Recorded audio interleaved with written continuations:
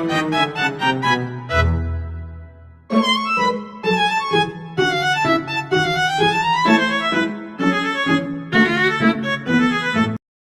warahmatullahi wabarakatuh. Alhamdulillahirrabbilalamin. Puji syukur kita panjatkan kehadirat Allah Subhanahu wa Ta'ala, karena atas rahmat dan karunia-Nya kita masih diberikan kesehatan dan juga kesempatan.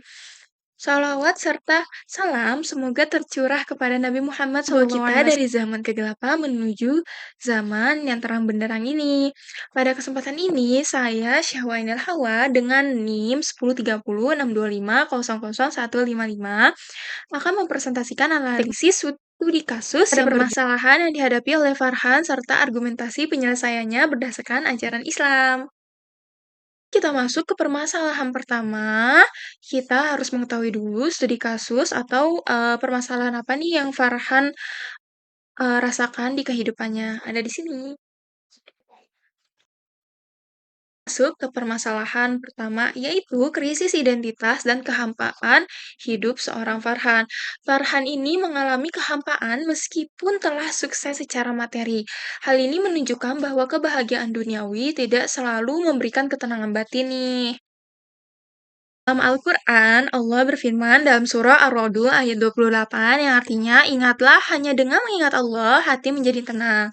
Dari ayat ini dapat disimpulkan bahwa ketenangan sejatinya hanya dapat diperoleh dengan mendekatkan diri kepada Allah.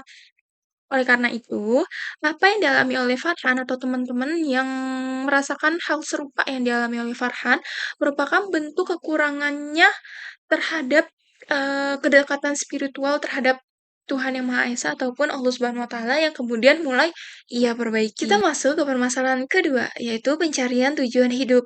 Farhan mulai menyadari bahwa hidup bukan sekadar kebetulan, melainkan memiliki tujuan hidup. Hal ini sesuai dengan firman Allah dalam surah Az-Zariyat ayat 56 yang artinya, aku tidak menciptakan jin dan juga manusia, melainkan untuk beribadah kepadaku.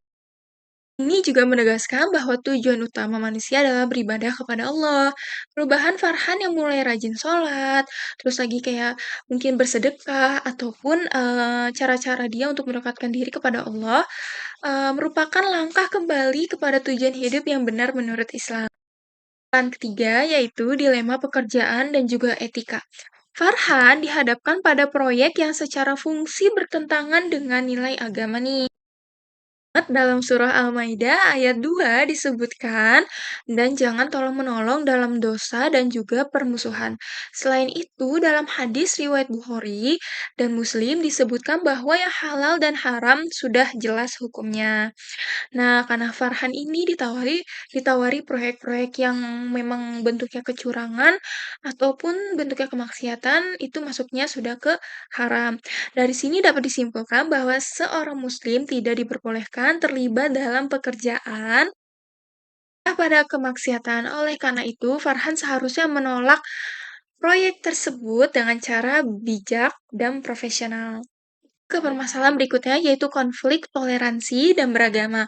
Farhan juga menghadapi konflik antar pegawai terkait penggunaan ruang ibadah. Dalam surah Al-Kafirun ayat 6 disebutkan untukmu agamamu dan untukku agamaku. Surahnya ini ada dua, yang tadi surah Al-Kafirun dan sekarang itu ada surah Al-Hujurat ayat 10. Nah, dalam surah Al-Hujurat ayat 10 artinya sesungguhnya orang-orang mukmin itu bersaudara. Hal ini menunjukkan bahwa Islam mengajarkan toleransi antar umat beragama, namun tetap menjaga persaudaraan sesama muslim. Sebagai pemimpin, Farhan harus bersikap adil dan juga memberikan solusi yang menghormati semua pihak tanpa melanggar prinsip agama. Karena hakikatnya agama Islam itu agama yang memang persaudaraannya erat. Aduh, nggak kerasa banget kita masuk ke penutupan ataupun kesimpulan. Dari studi kasus ini dapat disimpulkan bahwa Farhan menghadapi beberapa permasalahan penting.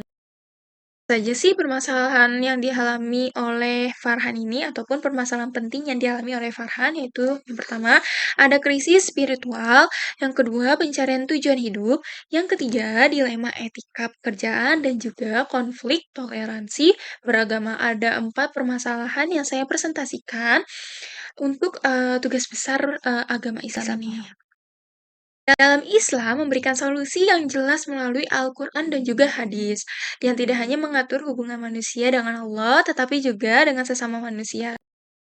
Sebagai seorang muslim, penting untuk berpegang pada prinsip syariat dalam setiap aspek kehidupan, termasuk juga dalam pekerjaan dan interaksi sosial.